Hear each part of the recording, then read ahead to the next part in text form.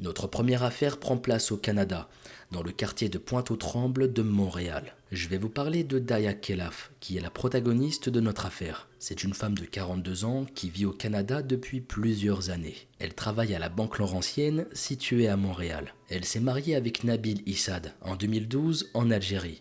L'homme a désormais 46 ans. Daya et Nabil sont originaires d'Algérie.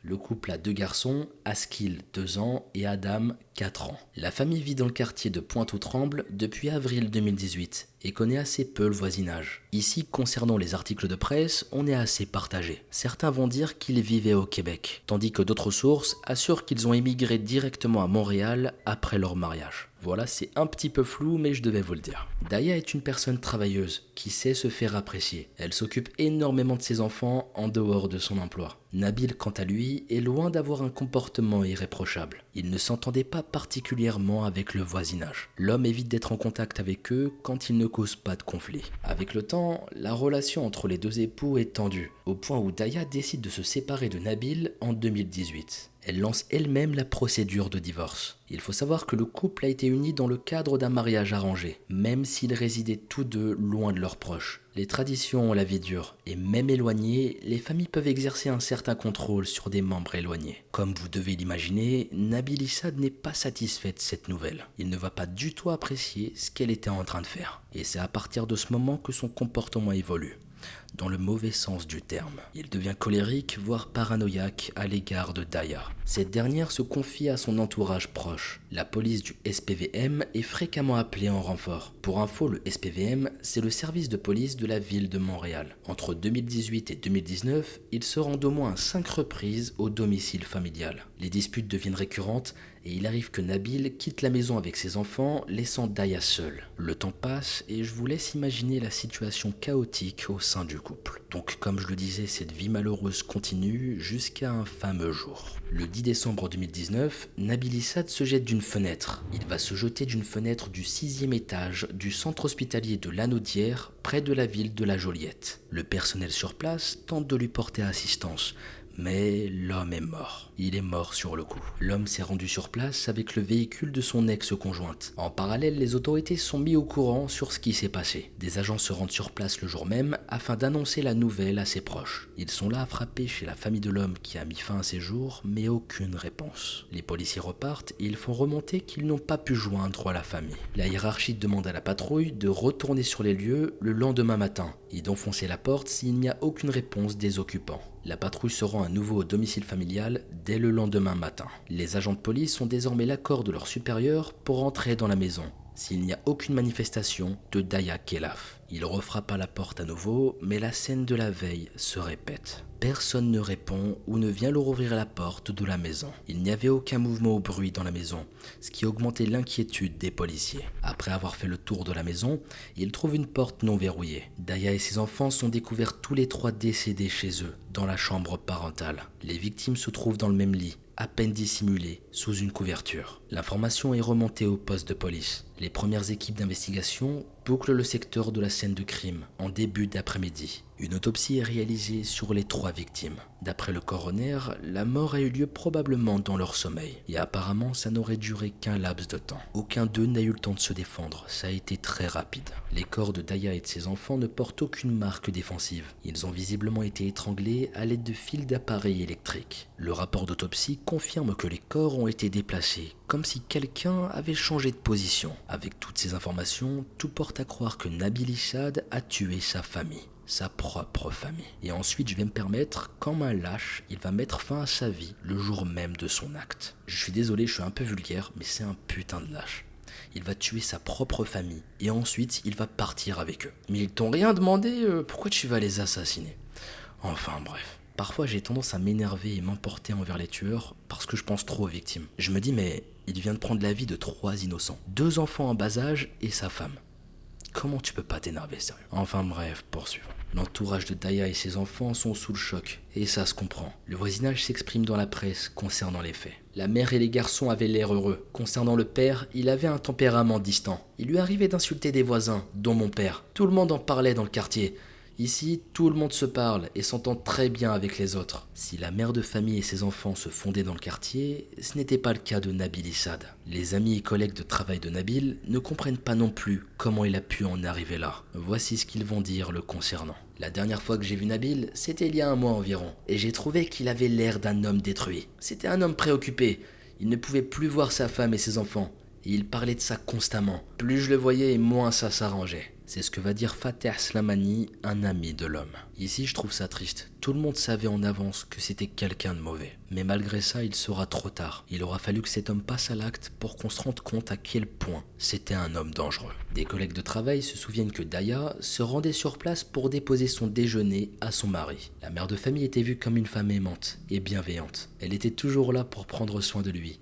Et malgré tout ça, voilà comment elle va finir. Avec tous ces événements, une enquête est ouverte concernant la mort prématurée des 4 membres de la famille. Daya s'était rapprochée 1 an avant son décès des services de police suite à des violences conjugales. La mère de famille avait connu plusieurs épisodes terribles à cause de son mari. Elle avait été jetée au sol et on lui avait maintenu le visage par terre sous la contrainte. La jeune femme avait été menacée de mort et poursuivie dans la maison avec une paire de ciseaux. Nabil avait d'ailleurs prédit la mort de son épouse de manière cruelle. « Je vais te tuer. Et je vais te découper en morceaux. Je vais aller en prison et les enfants seront pris en charge par le gouvernement. Je vous promets, mais je me répète, quand tu vois tout ça, ça fout la haine. Il lui arrive tout ça 1 an auparavant, avant qu'elle ne décède, et rien n'est mis en place pour la sécuriser. Je vous promets, va falloir qu'on m'explique.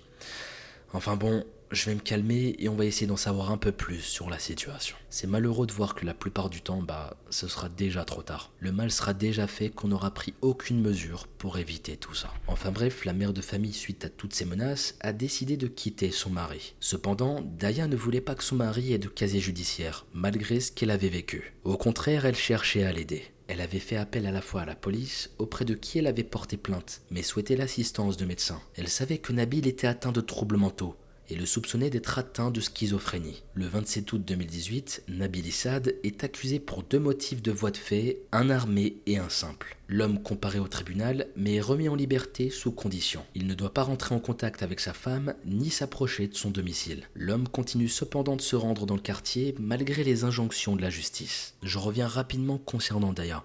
C'est là que tu vois que c'était une belle personne. Malgré tout ce qu'il lui faisait subir, elle essayait de comprendre. C'est là que je vois que parfois je suis un peu précipité. J'aurais pas eu la même patience qu'elle. Elle avait un putain de bon cœur quand vous regardez bien. Malgré les violences qu'elle a subies, les menaces, elle va essayer de l'aider. Elle devait se dire que c'était pas normal qu'il était comme ça. C'était pas lui au fond. Le problème était peut-être psychologique, donc il fallait faire quelque chose. Elle devait être aidée. Mais c'est là que justement ça devient terrible. Elle ne sera pas aidée. C'est ça le pire dans l'histoire. Elle voulait juste un peu d'assistance pour qu'on prenne en charge son mari. Enfin bon, malgré ce qu'elle a vécu, moi je dis respect. Elle n'a pas cherché la facilité. Elle aurait pu partir, et franchement je sais pas comment j'aurais réagi. Je serais probablement parti, je vais pas vous mentir. Mais quand tu vois ça, ça fait réfléchir. Tu te dis elle avait un putain de bon cœur et elle pensait aux autres avant elle. Enfin bon, je reprends le fil de l'histoire. Comme je le disais, malgré les interdictions, l'homme continue de se rendre dans le quartier. Nabil va même déneiger la voiture de sa femme chaque matin, et il sera aperçu par les voisins. Daya n'était d'ailleurs pas rassurée de le voir débarquer, et faisait remonter aux autorités cette présence. Elle voulait rétablir la communication avec son ex-mari, pour ses enfants. Et pour ce faire, elle était accompagnée dans ses démarches par une intervenante sociale, Sophie Dubois. Cette dernière fait partie d'un service spécialisé en violences conjugales et familiales en milieu judiciaire. Le 29 novembre 2019, les conditions établies pour la liberté de Issad sont revues. L'homme peut ainsi se remettre en contact légalement avec Daya. Cependant, le domicile familial ne lui est toujours pas accessible. Daya se refusait à témoigner contre son mari et souhaitait que Nabil puisse être aidé pour traiter ses problèmes de santé mentale. Le 4 décembre 2019, l'homme a signé un engagement à ne pas troubler l'ordre public. Cette procédure judiciaire est valable pour les 12 prochains mois. Les autorités n'avaient alors aucune preuve à transmettre à un juge. En signant ce document, Nabil s'engageait à ne pas prendre contact avec son ex-femme et s'approcher de son domicile à moins de 100 mètres. L'homme n'avait alors plus la garde de ses enfants. Il avait le droit d'être en communication avec sa femme concernant les enfants uniquement. Le 9 décembre, Daya arrive remontée au travail concernant son ex-mari. Elle fait part à sa collègue de travail, Najla Ben Ammar, que la guerre a commencé. Elle est excédée par cette situation qu'elle vit depuis plus d'1 an. En quittant son lieu de travail, elle mime un geste d'étranglement. Un triste geste quand on sait ce qui lui est arrivé. Daya en avait marre de subir toutes ces choses, d'être sous pression constante. Et par ce geste, elle exprimait son envie de tout envoyer valser. Bien sûr, elle savait qu'elle avait ses enfants, et pour rien au monde, elle les aurait abandonnés. Elle se battait pour conserver leur garde. Elle voulait les protéger. Les 2 femmes devaient se téléphoner un peu plus tard dans la soirée. Mais Najla n'aura jamais ce fameux coup de fil tant attendu. Daya ne vient pas travailler le lendemain, ce qui est d'autant plus troublant. Ce n'était pas dans ses habitudes de s'absenter comme ça, et sans nouvelles. À partir de ce moment, les gens commençaient à se poser des questions. Les enquêteurs se questionnent également sur la présence de Nabil Issad sur le lieu où il a mis fin à ses jours. L'homme n'était pas employé par l'hôpital et ne faisait pas partie des patients. L'établissement n'était pas tout proche du domicile familial. Il se situait à environ 3/4 d'heure de route. Alors pourquoi il aurait mis fin à ses jours aussi loin de chez lui? Pourquoi là-bas précisément? C'est une question que les enquêteurs se posaient. L'homme s'est en fait rendu sur place avec le véhicule de Daya, véhicule qui n'aurait pas dû se trouver en sa possession. Nabil Issad a choisi ce bâtiment parce qu'il s'agissait du plus élevé du secteur. Il est entré rapidement à l'intérieur et s'est défenestré sans que la sécurité puisse intervenir. Les procédures intervenues après les crimes sont d'accord pour dire que Daya a été laissée tomber. La mère de famille voulait divorcer, mais son ex refusait de l'entendre. Il a montré à Daya un visage menaçant, oppressant dès qu'il le pouvait. En juillet 2022, le coroner Alain Manceau rédige un rapport contre le procureur et le tribunal impliqué dans les procédures à l'encontre de Nabil Issad. 4 accusations ont été abandonnées, dont une pour agression et menace à l'encontre de son ex-femme, ce qui aurait permis à Daya et ses enfants d'être protégés. Malgré la signature de l'engagement à ne pas troubler l'ordre public, aucune demande de traitement n'a été ordonnée à l'encontre de l'homme violent. Des audiences publiques sont faites en fin d'année 2023 concernant les meurtres de Daya et de ses fils. À ce jour, on n'a pas plus d'infos concernant l'affaire après la mort de cette famille. Puissent Daya et ses enfants reposer en paix. Ils sont partis beaucoup trop tôt. On passe directement à notre deuxième affaire. Direction Falls Church aux États-Unis. Il s'agit d'une petite localité d'environ 15 000 habitants, située à une vingtaine de minutes de route à l'ouest de Washington. L'après-midi du 10 août 2022, un homme prend contact avec le 911. C'est le 4e appel qu'il passe. Il n'a eu personne jusqu'à présent. Une dispute a éclaté dans l'appartement voisin entre un homme et une femme. Depuis quelques minutes, le conflit a laissé place à des hurlements et des coups, ce qui ne laisse rien présager de bon. Son interlocuteur au téléphone n'a pas de difficulté à le croire. Les cris d'une femme résonnent jusqu'à dans son oreille. Les secours ainsi que la police se déplacent rapidement sur les lieux. Alors que le groupe venu porter assistance à la victime se présente à l'appartement, ils observent de la fumée s'échapper d'une fenêtre. Tout le monde se précipite dans le bâtiment. L'appartement était facilement accessible. La porte semble avoir été enfoncée, comme s'il s'agissait d'un cambriolage. Et en plus de ça, il était en désordre. En rentrant dans le bâtiment, les secours font face à une vision inattendue et angoissante. Ce n'était pas une pièce de l'appartement qui était victime d'un incendie, mais bel et bien une femme à qui on a mis le feu. Son corps a été enveloppé de plusieurs couches de vêtements,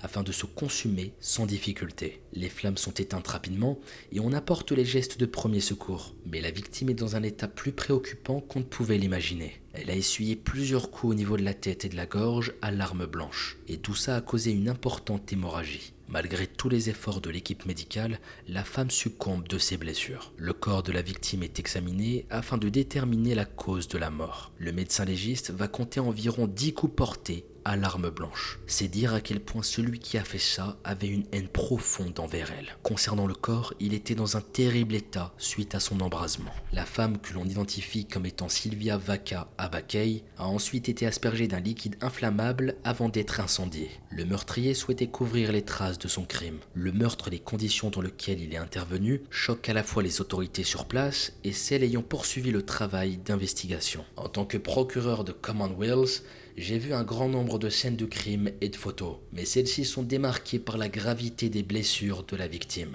C'est ce que va dire le procureur du comté dans un communiqué. La victime Sylvia Vaca est une femme d'origine bolivienne. Elle est née le 19 février 1982. Elle est également connue sous le nom de Kelly. Au moment de sa mort, elle a 40 ans. Elle est mariée à Joselo Landivar, et le couple a 2 enfants. Pendant la courte cavale, les premières investigations ont permis de découvrir que la victime n'était pas la résidente de l'appartement. Fatima Villarrojas ne se trouvait pas chez elle au moment du crime. La femme qui est décédée n'est autre que son amie. Les enquêteurs récupèrent des images de vidéosurveillance du bâtiment qui permettent d'identifier un individu suspect. L'homme se dirige d'un pas déterminé vers la porte de l'appartement concerné et enfonce la porte. Il n'est plus repéré par la suite, indiquant qu'il a trouvé un autre moyen de quitter le lieu du crime. La caméra de la sonnette d'un voisin a capturé le même homme entrer et sortir de l'appartement à plusieurs reprises, et ce sur des jours différents, à l'insu de l'occupante des lieux. L'homme s'est introduit à 6 reprises dans l'appartement de Fatima Villarrojas entre le 23 et le 28 juillet 2022. Fatima est interrogée concernant cet homme. Elle l'identifie rapidement comme étant Richard Montano, un ancien compagnon. Le couple s'est récemment séparé et l'homme est depuis oppressant et agressif. La police est rapidement à la recherche du fuyard et il est appréhendé dans les heures qui suivent, à son domicile d'Arlington. L'individu s'est déplacé dans le secteur avec son camion. Le véhicule est fouillé et on y retrouve un couteau avec la lame pliée. L'homme se nomme Richard Montano et il n'est autre que l'ex-compagnon de la locataire de l'appartement où le crime a eu lieu. Ici, on va faire une brève présentation de l'individu et de la relation du couple qu'il a pu entretenir avec Fatima. Et ensuite, on va se concentrer sur cette fameuse journée du meurtre. Richard Montano est un homme de 47 ans au moment de notre affaire. Il rencontre Fatima et il se met en relation avec elle en 2014. La relation est tumultueuse. Les violences et les séparations s'entremêlent. Fatima va rompre à plusieurs reprises, mais Richard revient sans cesse. Il lui offre des cadeaux et l'emmène dîner. La femme répond positivement à la demande et un nouveau cycle reprend jusqu'à une nouvelle rupture. Ce processus infernal se termine vers la fin juillet 2022. Quelques jours seulement après le décès de Sylvia. Après 8 années de relation, Fatima aspire à une histoire plus saine. Elle a compris que son compagnon n'était pas fait pour elle. Fatima annonce la rupture à Richard, ce qui est loin de le surprendre. En effet, ce n'est pas la première fois que ça arrive. Et il se dit qu'il finira par récupérer sa compagne. Mais Fatima insiste sur le fait que sa décision est ferme. Mais malgré ça, l'homme se fait un malin plaisir à rester dans sa vie. Il l'appelle à plusieurs reprises et lui envoie également des messages. Il se montrait très toxique et il ne voulait pas la lâcher. Elle pouvait s'attendre à tout moment à une visite de sa part. Les jours passent et Fatima reste sur sa position. C'était fini entre Richard et elle. Elle lui a accordé plusieurs chances par le passé. Mais la violence est revenue dans leur quotidien. Fatima bloque le numéro de son ex-conjoint afin de le limiter dans ses possibles prises de contact. Richard se rend de plus en plus fréquemment chez elle, mais celle-ci refuse de le voir ou de l'écouter. D'ailleurs, petite question, est-ce que ça vous est déjà arrivé à vous qu'après une séparation, t'as un ex qui vient frapper à ta porte comme si de rien n'était? Toi, t'es là tranquille en train de regarder Netflix ou mes vidéos, on sait pas. T'entends frapper, tu vas à la porte et tu vois qu'à 3h du matin ou 2h, il y a ton ex. Je suis curieux de savoir si des personnes aussi toxiques vous ont fait subir la même chose. Je vous dis ça parce que j'ai déjà entendu des histoires similaires. Et je vous promets que ça mériterait des bons coups de Mogo Junior. Mec, t'es séparé de ta petite amie? Barre-toi. Va pas lui faire peur comme ça, frapper à 2h du matin. Enfin bref, je vous jure, des fois il y en a qui sont atteints d'une folie. C'est incompréhensible. Enfin bon, j'attends vos avis dans les commentaires, je suis curieux de voir ça. Comme je le disais, Richard se rend à plusieurs reprises chez elle, alors que c'était terminé. L'homme insistant commence à sentir la colère le ronger. Il rumine pendant plusieurs jours. Si Fatima le repousse, ce n'est pas parce qu'elle ne l'aime plus. Il y a certainement une autre raison. Richard ressent le besoin de se venger. Il prend la route pour l'appartement de Fatima avec sa camionnette, un couteau avec lui. L'homme pénètre dans le bâtiment. Et alors que la porte de l'appart est fermée, il l'enfonce. Il surprend une femme qu'il ne connaît pas, une amie de Fatima. Directement, une dispute débute entre l'intrus et l'invité. Ici, on a 2 scénarios possibles. Soit l'homme souhaitait savoir où se trouvait Fatima et Sylvia voulait qu'il s'en aille, soit Richard n'a pas compris qu'il se disputait avec une autre personne que Fatima. À ce moment précis, Richard est foudrage. Il sort son couteau et s'en prend physiquement à cette femme qu'il ne connaît pas. Sylvia reçoit des coups de couteau au niveau de la gorge et s'effondre. Elle n'est pas morte, mais sa souffrance est terrible. Richard Montano ne le sait pas encore, mais les autorités sont déjà en route. Un voisin de Fatima a tout entendu. Donc il était littéralement dans la merde. L'assaillant trouve de quoi asperger le corps de sa victime et va y mettre feu. Cette dernière va hurler, malgré le peu d'énergie qui lui reste, avant de plonger dans l'inconscience. Les secours sont sur le chemin, donc Richard ne perd pas de temps. Il passe par la fenêtre arrière de l'appartement et s'enfuit sans qu'on puisse le rattraper. Son implication dans le meurtre de Sylvia Abakey est rapidement établie, et il est arrêté le jour même à son domicile. Des funérailles sont organisées pour Sylvia le samedi 27 août 2022. La victime est enterrée à Falls Church. L'annonce de la cérémonie stipule que Sylvia ne souhaitait pas que ses proches portent du noir. Bien au contraire, les personnes qui sont amenées à se présenter sont invitées à revêtir des vêtements blancs. Entre-temps, le procès de Richard Montano s'ouvre. L'homme fait face à des accusations dont celle de meurtre et d'incendie criminel. Il risque des peines de prison à perpétuité pour l'ensemble des charges. C'est l'occasion pour la partie civile de revenir sur le passé de l'homme de 48 ans, dont son ex-conjointe Fatima. Cette dernière indique avoir vécu une relation violente avec Richard et avoir décidé de mettre fin à leur histoire après plusieurs ruptures temporaires. L'homme n'avait eu de cesse de l'harceler, malgré son silence. L'accusation demande à ce que l'enregistrement de l'appel du voisin de Fatima auprès du 911 soit diffusé lors du procès. Les hurlements de la victime jettent un froid dans la salle d'audience. Sylvia a connu un véritable supplice. Selon les dires du voisin, ayant passé l'appel auprès de la police, l'attaque aurait duré une quinzaine de minutes. La victime s'est battue pour sa vie. Elle ne voulait pas mourir. Ici, j'entends déjà certaines de vos pensées. Pourquoi le voisin n'a pas porté secours à la victime? Je vais peut-être dire quelque chose de choquant et je m'en excuse d'avance. Mais il avait certainement entendu des disputes auparavant chez Fatima. La femme sortait d'une relation tendue et cela devait être régulier dans le bâtiment de l'entendre avec son conjoint de l'époque. Il a réagi à partir du moment où il a entendu des hurlements en appelant la police. À aucun moment il aurait supposé que cela prendrait autant de temps pour tomber sur quelqu'un. S'il est resté chez lui au lieu de débarquer dans l'appartement, c'est simplement car il avait peur pour sa vie. Enfin, c'est ce que je me dis ici. Après, dites-moi ce que vous en pensez dans les commentaires. C'est vrai que dans de telles situations, c'est très compliqué. On ne sait pas comment chacun d'entre nous aurait réagi. Enfin bref. L'accusation affirme que c'était Fatima qui était visée par l'attaque en question. Elle prend en considération les messages reçus par la locataire de l'appartement et les nombreuses intrusions de Richard Montano dans l'appartement. D'ailleurs, l'ADN de Richard Montano a été retrouvé dans l'appart. Soit il savait où se trouvaient les clés, soit il avait lui-même un double. Les articles de presse ne le précisent pas. L'homme s'en est pris à Sylvia par erreur. Une dispute a pourtant été perçue par le voisin. Donc c'était bizarre. Personnellement, je pense que Richard Montano s'est défoulé sur Sylvia. Il était simplement emporté par sa colère contre son ex-conjointe. Donc il fallait absolument qu'il prenne pour cible quelqu'un.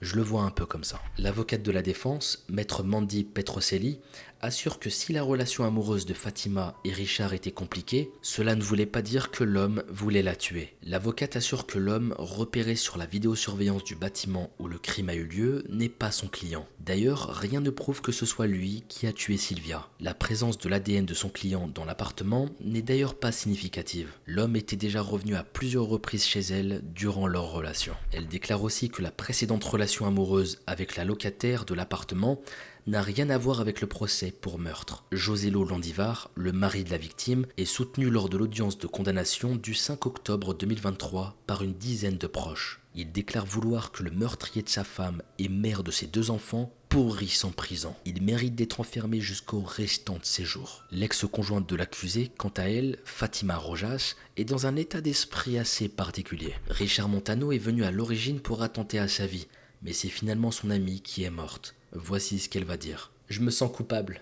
Une partie de moi se sent coupable parce qu'il est venu pour moi, pas pour elle. Et elle doit payer pour quelque chose qui est censé m'arriver. On en est à un point où c'est la femme qui a manqué de perdre la vie qui ne se sent pas bien. Certes, Sylvia était son amie, mais ce n'est pas elle qui est responsable de sa mort. Quand on pense à tout ça, la situation est inconcevable. Le jury du tribunal de Fairfax met 2 heures pour délibérer suite au procès. Richard Montano, 48 ans, est reconnu coupable de meurtre au premier degré et également d'incendie criminel dans une maison occupée. L'audience pour statuer sur la peine de l'accusé doit avoir lieu en 2024. Richard Montano n'a jamais exprimé le moindre remords concernant son crime. Il a tué une femme qu'il ne connaissait pas, causant le désespoir de son mari et de ses 2 enfants. À ce jour, tout le monde se souvient de Sylvia comme étant une mère aimante, gentille et généreuse, et personne ne l'oubliera.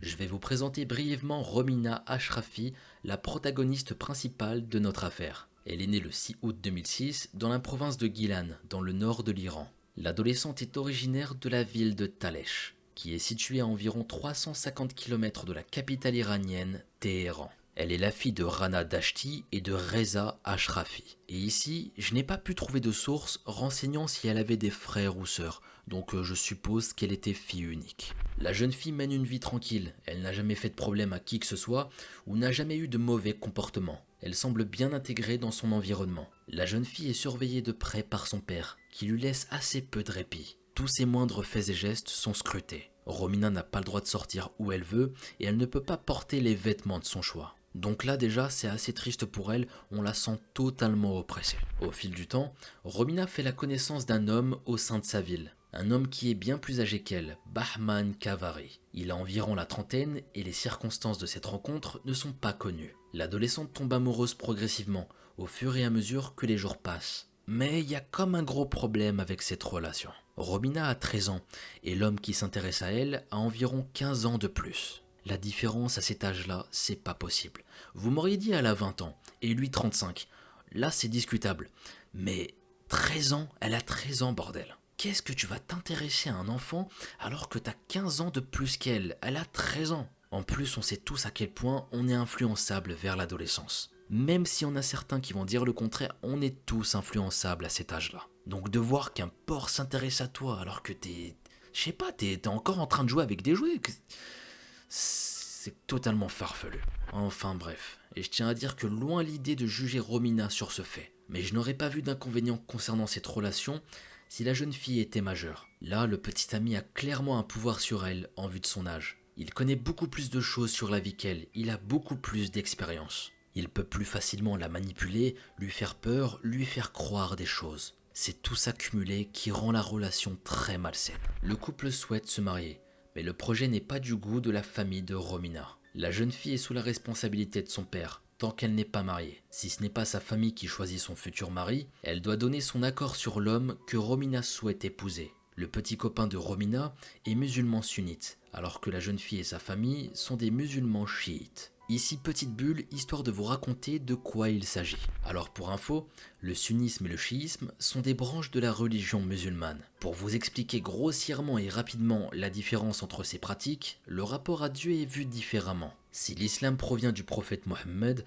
la division naît dans la reconnaissance de son successeur. Les chiites se tournent vers Ali, le gendre de Mohammed, tandis que les sunnites se dirigent plutôt vers Abu Bakr, qui est le compagnon du prophète. Et pour info, la majorité des musulmans que vous connaissez ou que vous avez connus sont sunnites. Et pour ma part, c'est aussi le cas. Pour vous donner une estimation, environ 80% des musulmans dans le monde sont sunnites. Mais ce qu'il faut savoir, c'est qu'en Iran, la branche chiite est dominante. Bon, j'espère que jusque-là, je vous ai pas perdu, mais c'est important de faire la distinction entre les deux. Parce qu'ici, on sait que certains domaines peuvent diviser les familles et les amis. Eh bien, la religion ne fait pas exception à la règle. Même si Bahman Kavari est musulman, le fait qu'il soit sunnite est un obstacle pour le projet de mariage. Le père de l'adolescente doit donner son accord pour que le mariage puisse avoir lieu. Il doit donner son consentement. La loi islamique en Iran fait qu'une jeune fille est sous la responsabilité d'un homme de la famille, et ce avant d'être mariée et de se retrouver sous la tutelle de son mari. Reza Ashrafi, le père, est fermement opposé à l'union du couple. Là, on pourrait se dire qu'il refuse parce que c'est peut-être par rapport à l'âge de l'homme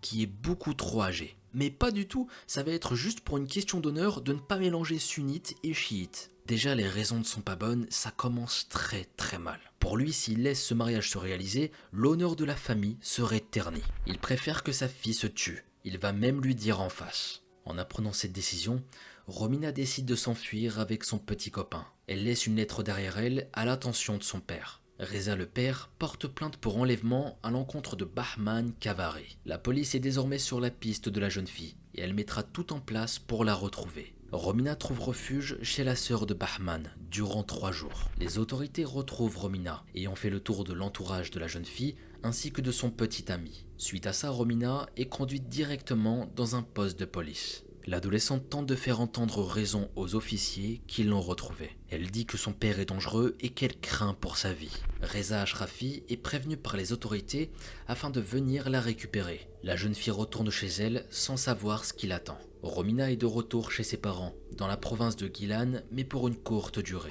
Dans la nuit du 21 mai 2020, Reza Ashrafi s'introduit dans la chambre de sa fille avec de terribles intentions. Alors qu'elle dort profondément, l'homme attrape le cou de Romina et tente de l'étrangler pendant plusieurs minutes. Comme il voit que ça ne fonctionne pas, il se munit d'une faucille qu'il a probablement pris avec lui et décapite sa fille. Romina perd la vie de cette manière brutale à l'âge de 13 ans. J'ai tellement de colère face à ce père immonde, vous avez pas idée. Déjà d'une, tu salis ma belle religion, et de deux, tu vas tuer ta propre fille. Un bon musulman, un vrai musulman, n'aurait jamais touché un seul cheveu de sa fille. Ici, on a affaire à un malade tout simplement, tué pour l'honneur.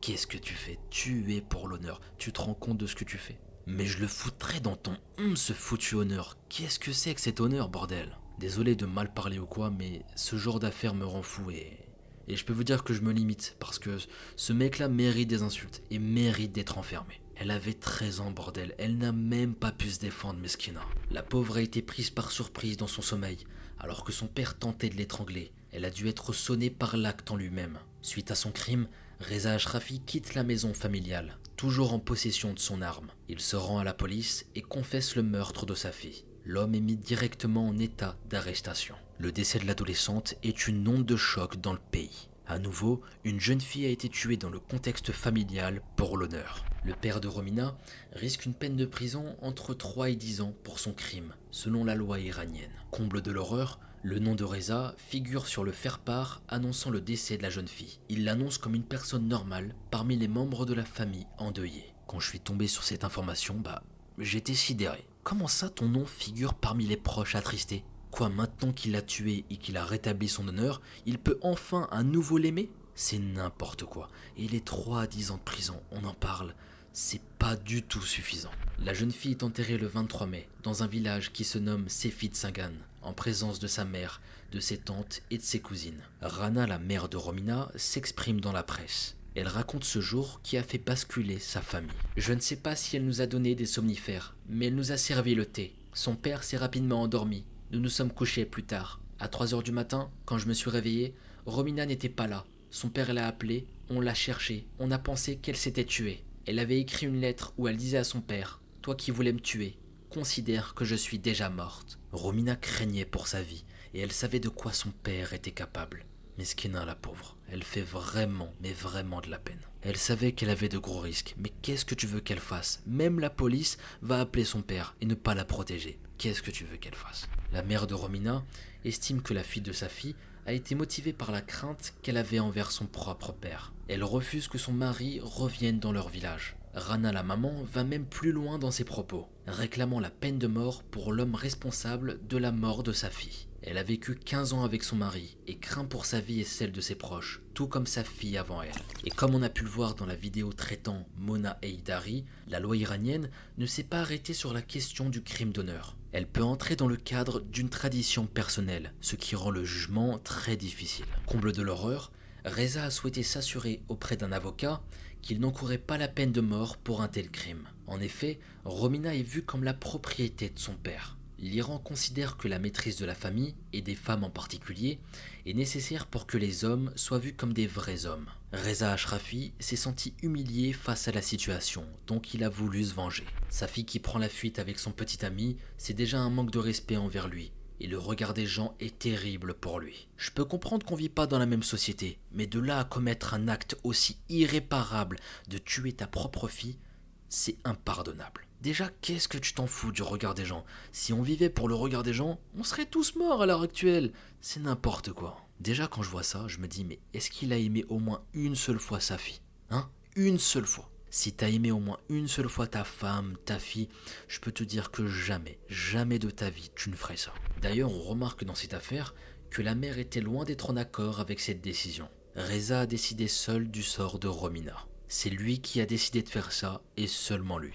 L'opinion publique, bien que choquée par les circonstances du décès de Romina, est assez partagée concernant la question de la différence d'âge de l'adolescente et de son petit ami. La question de la pédophilie est soulevée. Bahman Kavari, le petit ami de Romina, renseigne d'ailleurs que la relation durait depuis plus de 2 ans lorsque l'adolescente a été tuée. Romina avait donc 11 ans quand leur histoire a commencé. L'âge de Bahman oscille dans les articles de presse entre 28 et 35 ans. même si la majorité indique qu'il avait la bonne trentaine. Là, je me dis dans quel contexte un homme de cet âge a pu rencontrer une petite fille de 11 ans et s'intéresser à elle. Comment ce Bahman a pu se dire dans sa tête que c'était normal d'entretenir une relation amoureuse avec une petite fille de 11 ans? C'est juste absurde et très choquant. Le meurtre étant intervenu dans le cadre familial, la peine de mort encourue en cas de meurtre ne s'applique pas pour le crime. En effet, le père de famille, Reza Ashrafi, risque une peine de prison allant de 3 à 10 ans. Et c'est une peine ridicule quand on y réfléchit. On passe de la peine de mort pour un crime à quelques années de prison.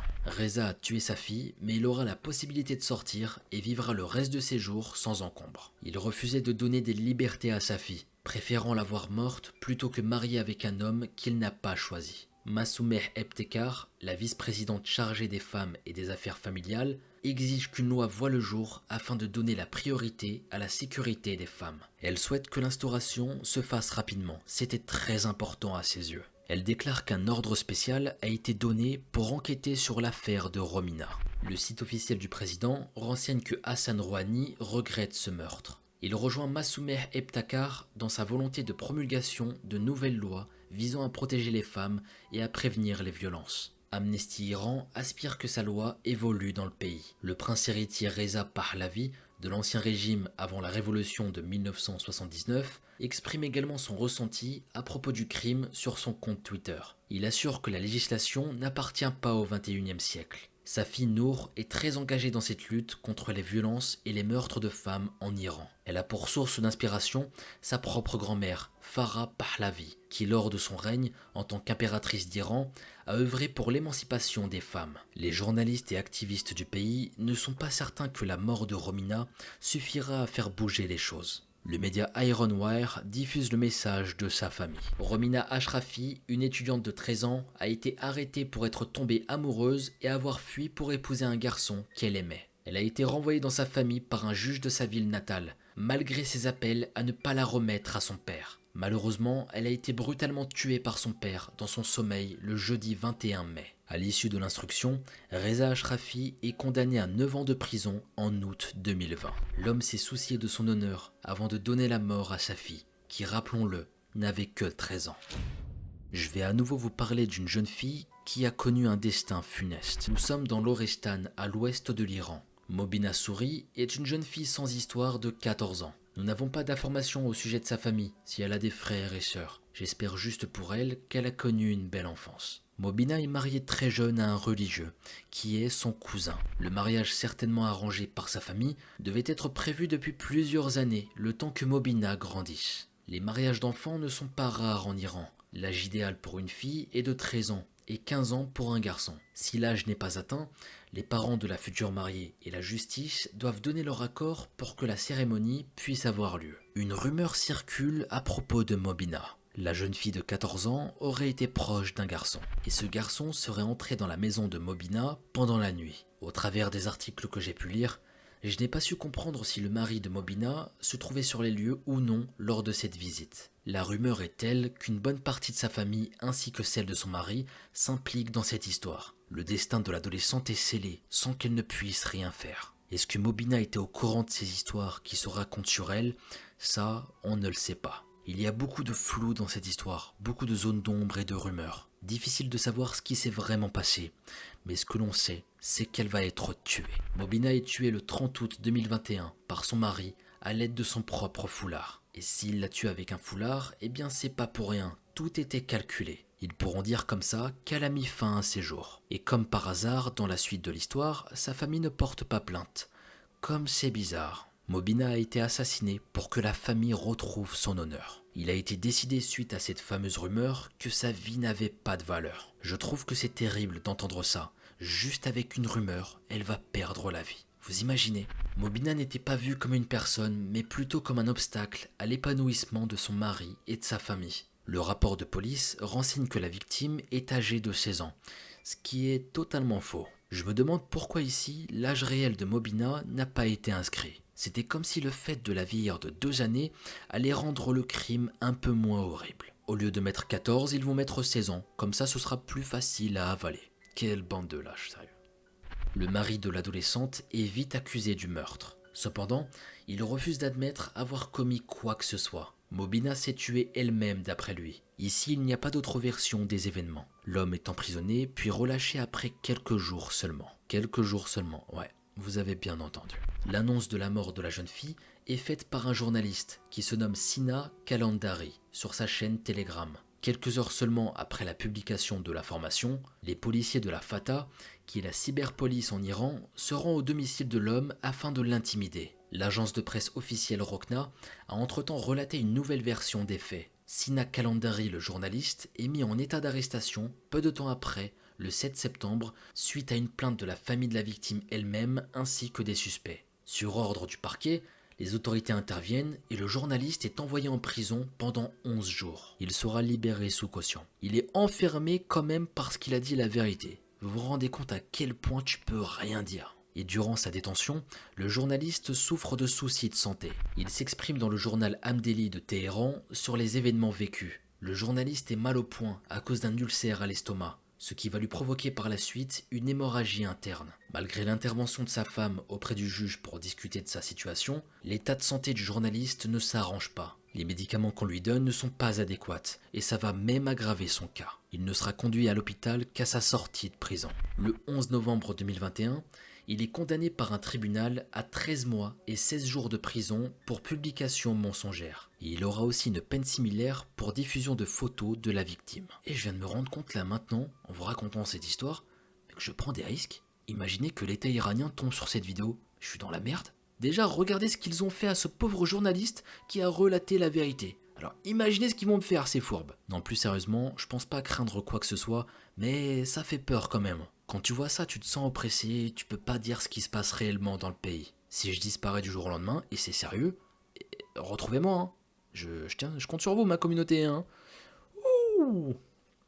Bref, on reprend. Le journaliste doit effectuer 1 an de prison selon le code pénal iranien. Sina Kalandari a également l'interdiction d'exercer son métier de journaliste pendant une période de 2 ans. L'homme prend un avocat, Maître Ali, afin de faire appel à cette décision. Environ 1 an après les faits, le 31 juillet 2022, le même tribunal ayant prononcé sa peine rejette la demande de Sina Kalandari. Il doit aller en prison et purger sa peine. D'après l'avocat Ali, le mari de Mobina a été condamné à une peine de prison allant de 1 an à maximum 3 ans, quelques mois après les faits. Et là, il est désormais en liberté conditionnelle, après ce meurtre. C'est là que tu vois que l'État iranien, avec ses lois, c'est totalement absurde. J'ai même pas les mots.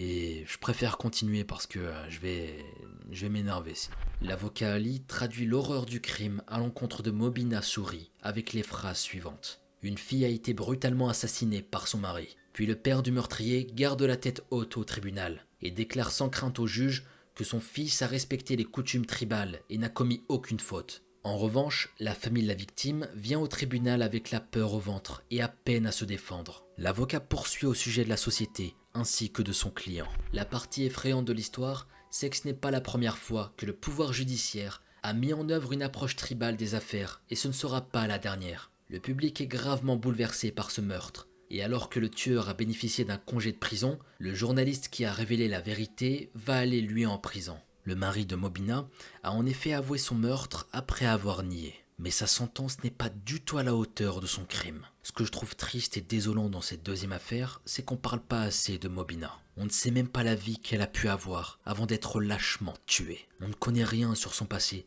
on ne sait même pas si elle a été aimée un jour. On ne sait même pas si ses parents l'ont bien traitée et ça fait mal au cœur. Dans cette affaire, les médias se dirigent principalement sur ce qui s'est passé pour le journaliste Sina Kalandari après la révélation des faits. La victime passe au second plan, engendrant une nouvelle injustice sur l'importance donnée au féminicide. Le mari de l'adolescente, qui est un religieux du village, a pu jouer de son influence pour que le journaliste soit puni contrairement à lui. En effet, on soupçonnait Mobina d'entretenir une liaison avec un autre homme. Le mari a pu ainsi exercer son droit que lui confère le code civil iranien pour réparer l'affront qui lui avait été fait. Il y avait autant la rumeur que la liaison possible de Mobina qui l'autorisait à agir, sans que la peine de mort ne soit une conséquence de son acte. La plupart des crimes d'honneur dans ce pays sont dissimulés et les victimes sont oubliées. Quand on apprend qu'elles sont mortes, ils font croire qu'elles ont mis fin à leur jour. Le journaliste Sina Kalandari est condamné à une peine de prison et à un retrait temporaire de son droit à exercer. et le mari, quant à lui,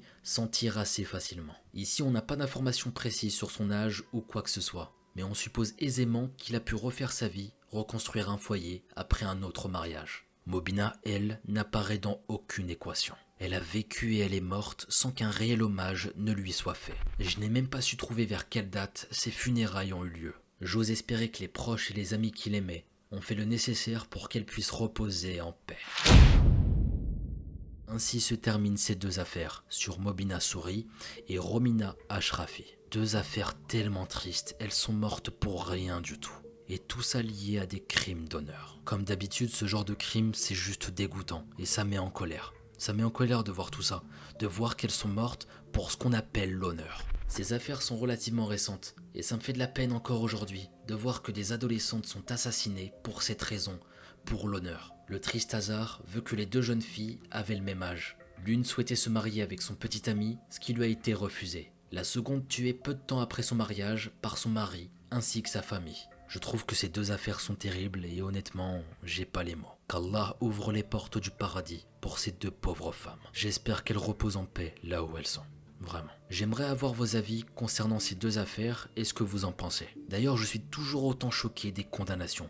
C'est de pire en pire. Des gens horribles qui restent impunis après avoir tué leurs proches, je sais même pas comment c'est possible, sérieux. Ils mériteraient au minimum 30 ans, 35 ans, 40 ans, la perpétuité directe. Ces gens-là, c'est des malades. Enfin bon, en tout cas, j'attends vos retours, qu'on puisse en débattre dans les commentaires. Sur ce, je vous remercie de votre présence et de m'avoir écouté. Prenez bien soin de vous et vos proches et on se dit à très vite pour une nouvelle vidéo. C'était Mogota.